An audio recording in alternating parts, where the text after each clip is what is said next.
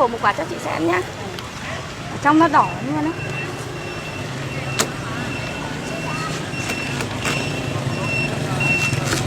Vỏ Âu luôn này chị. Vỏ bóng luôn, thế rất là ngon luôn ạ.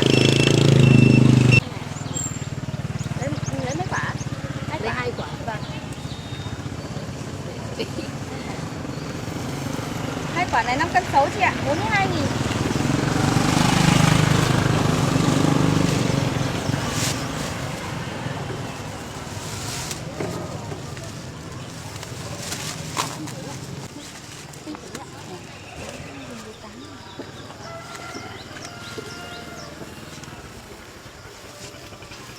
Cân đấy không anh? 7.500 một cân bạn ơi.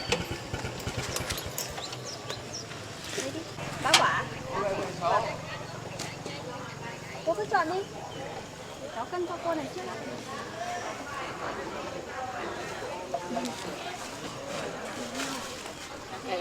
Cái tí mát lạnh. Đồ bộ. 8 cân nhé, 60.000 ạ. Bác cầm túi cho cháu ạ. Cân 7.500 cô ơi. Đây ạ, của cô 60.000 ạ. Ôi, của cô 39, 40.000 cô ạ. Alo. Cô đang mua dưa hấu. Dày nó mới ngon. Đợi cô một tẹo nhá. Đây ăn cả vỏ. Vâng, đợi cháu ấy ạ. Cô có túi cái bóng à? Cái nó hết rồi mà. Của cô 42.000 ạ. Ui rơi rơi xuống đất, rơi xuống đất. May là mắt mình vẫn còn nhìn nhanh nha. Của bác 42.000 nhé, 5 cân 6 ạ.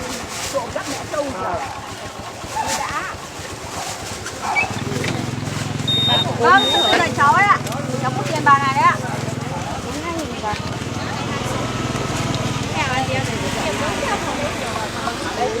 Con 5 quả đấy. Cháu gửi bà. Vâng, cháu gửi ạ. Cảm ơn đi về. Nói câu hơi quá đáng rồi nhá. 36.000 chị ơi, 4 cân 9 ạ.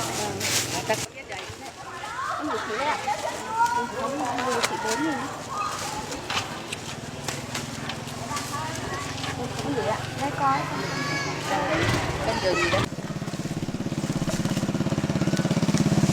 Chị ơi, túi này chị của chị 61.000 nhá.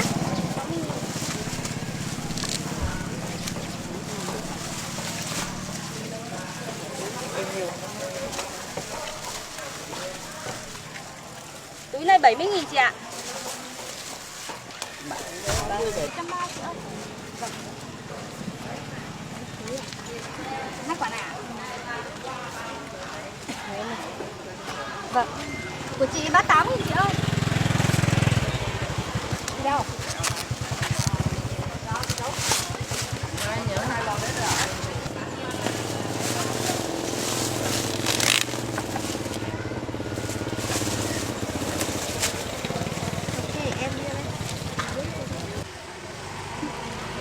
Chị ơi, quả này của chị 10.000 nhá. 11.000 em lấy 10.000.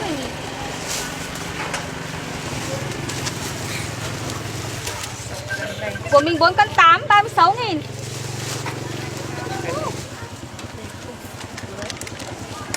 Chị lấy một quả này đi. Quả này 17.000 chị ạ. Mình lại ăn.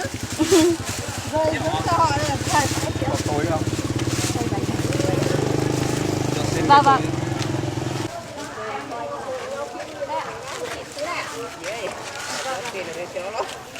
38.000 chị ơi. 101 ạ. Vâng vâng.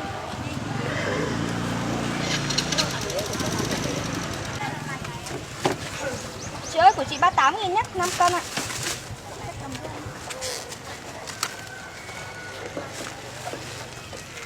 Của cô 8 cân 9, 67.000. Đấy. Ăn. Quả nào cũng cả bao nhiêu nhỉ? Để em một tí. Của cô 57.000 cô ạ. Đây ạ. 38.000. Mai khổ mở cơm. Thế là cả vấn đấy là 47 nhá. Không. À, cái riêng ạ? 40, 60. Vâng vâng. Của chú bác ơi nấu đi. Ôi wow, quên cả lùng.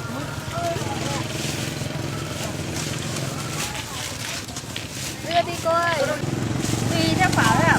Quả hơn 2 cân 3 cân cũng có ạ. 1 cân 7.500 ạ.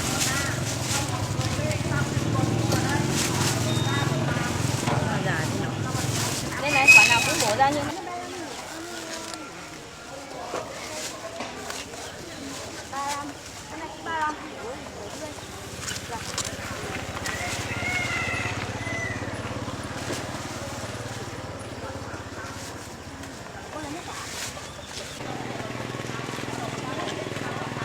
Của cô quả này 18.000 nhá, 240.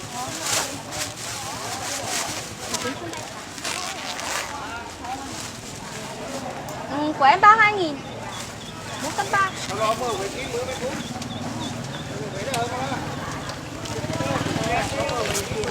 Vâng, 18.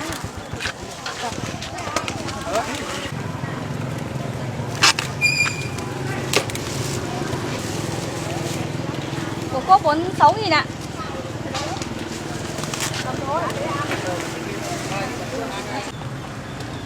Cái chỗ đó. 450.000.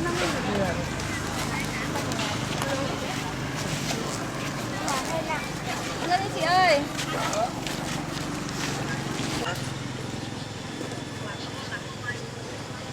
Cân dưới 2 cân.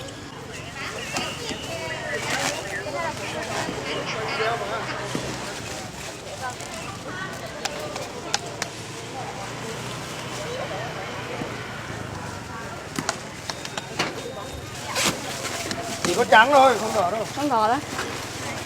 Lấy một quả đi trời. Chị buộc vào đi để em dễ cân chị ạ.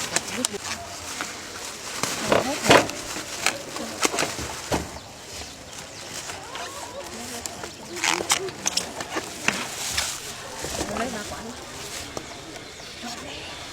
84.000, 85.000. Có chừng một cái túi. Đây chị ơi. Cho nửa chị đấy. Vâng. Của chị bao nhiêu tiền? Của chị 70.000 chị ơi. Còn cái này chị ơi. Yêu gì.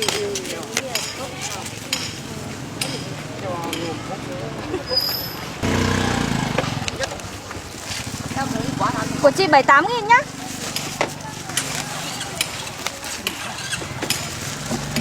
Của bà 50.000 bà ạ.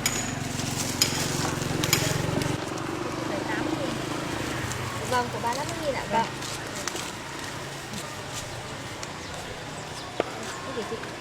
Của bà quả này 18.000 bà ơi. Cân cho chú 2 quả này. Vâng ạ. Đó bà cầm ra tí cho bà. Của mình 50.000 nhá. Cân đi. 3 quả này nhé. Cân một phát luôn. Lấy. Cân đi cân hết được không? Của chú 49.000 chú ạ. Rồi ok.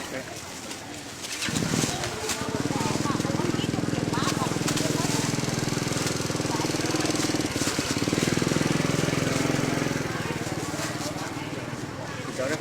Vâng. Có phải gửi lại đâu cháu ạ? Dạ vâng, cháu cảm ơn chú ạ.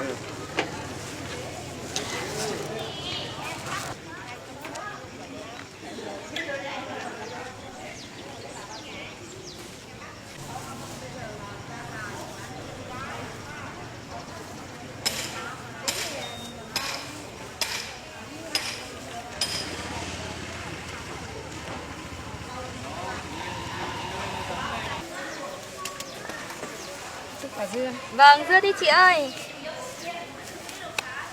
Đấy, chị cứ chọn đi. Hai quả này ạ. Hai quả này có 30.000 thôi chị ạ. Chị lấy một quả. Vâng. Quả này 16.000 thôi chị ạ. Đấy,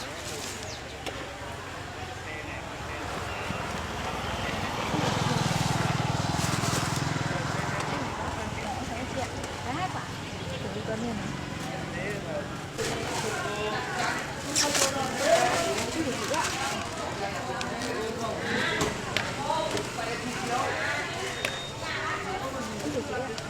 Đúng chị ạ.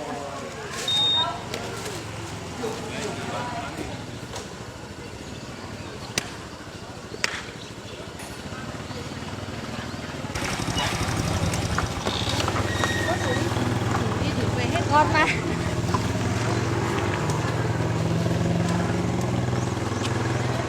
Đóng vào vừa vừa ấy. Đưa đi chú ơi.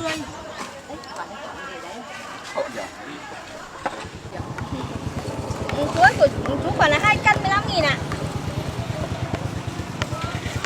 Đưa đi chị ơi. Dạ, thì đọc được. Ít tí đó.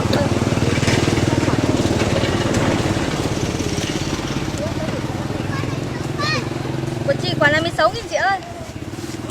Của chị 16.000 chị ơi. Vâng, được rồi. Cho cốt xe đi vậy. Của chị 2 quả là 30.000 ạ.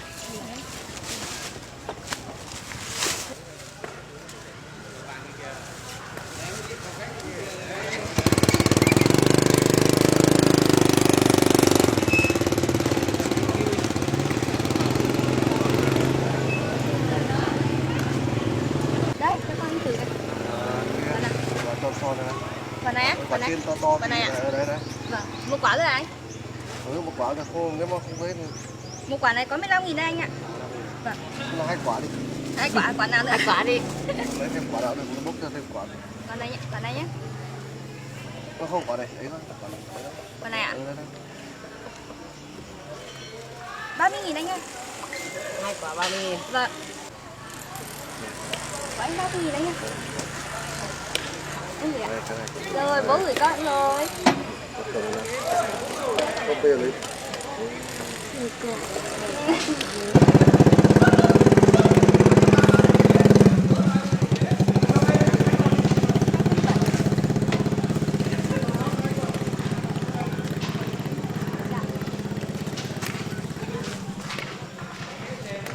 Em không vào túi đi. Dạ, không em vào nơi này. 2 quả này ạ? Chị ơi, 2 quả này của chị 35.000 nhé.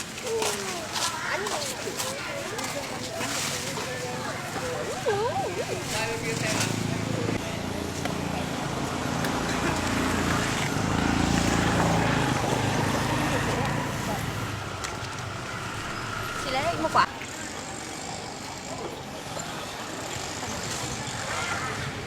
Của chị 2 quả này 33.000 chị ạ. 4,4 cân.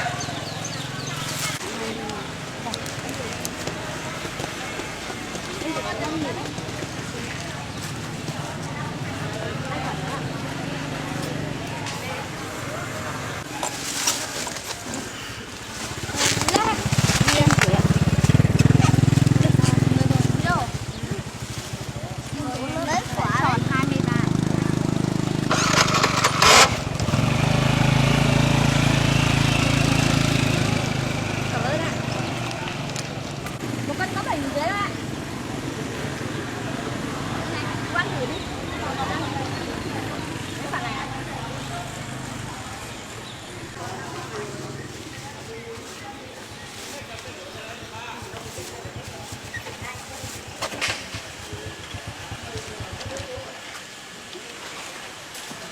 Tiếp rồi, cho mình mua một quả đấy. Vâng. Lấy đi anh. Đấy, anh cứ chọn thoải mái đi ạ. 1 cân 7.000 rưỡi thôi con. Dạ. 2 quả. 2 quả này 28.000 anh ạ. Con cứ lấy đi, con lấy 2 quả vào cân là được bao nhiêu thì được. Cảm ơn ạ.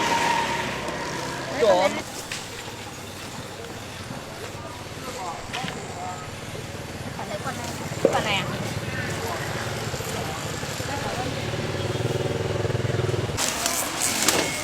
Con 30.000 nhé. Đây cô gửi. Rồi, cô cảm ơn. Cân bao nhiêu em? 1 cân 7.000 rưỡi anh ạ. Vâng. Cho anh lấy hết đấy. Nhà hôm nay có khách anh cần. À vâng. Thế là lấy hết còn 2, 4, 6, 8, 10 quả. Đúng 10 quả anh ạ. Vâng. Em cho vào túi cho anh nhé.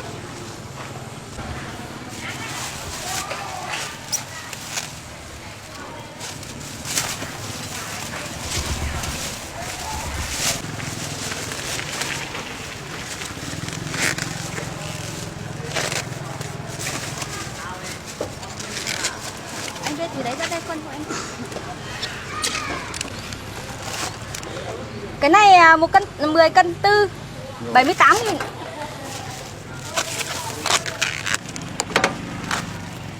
Cái này 9 cân 8 73.000 ạ. Của anh 151.000 nha em lấy 150.000. Anh là kia này. Vâng, đủ rồi ạ. Em để anh. Vâng, em cảm ơn anh ạ. Rồi.